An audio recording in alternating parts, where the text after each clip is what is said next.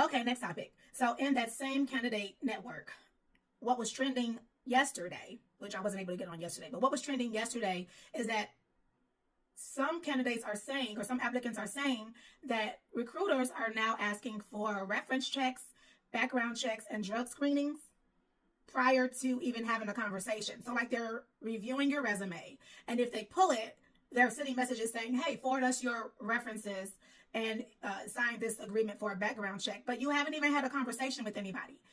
For me, I don't do assessments before I've had a conversation with anyone when I'm in the market. There's no way I'm going to invest my time in doing an assessment and y'all ain't called me to have a conversation about why the role is even vacant or how much the role even really pays.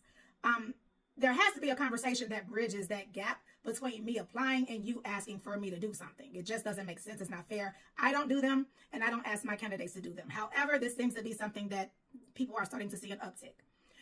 What I will say is, for me, I'm not doing it because they're saying, well, they're requesting it because they're saying it's going to save time in the process.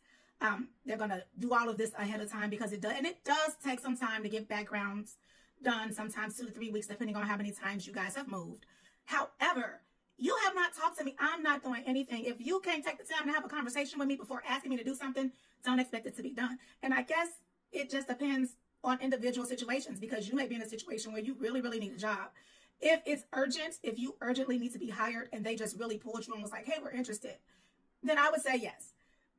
If you're looking, there's no way. I'm not going to do it. This is advice. I just tell you what I'm going to do and what I'm not going to do and what I would recommend. And I don't think it's fair. Because why? Why are y'all running a background and y'all haven't even talked to me? It just don't make sense. And this is a part where I say not only do the candidates sometimes make it difficult, but the companies make it difficult as well.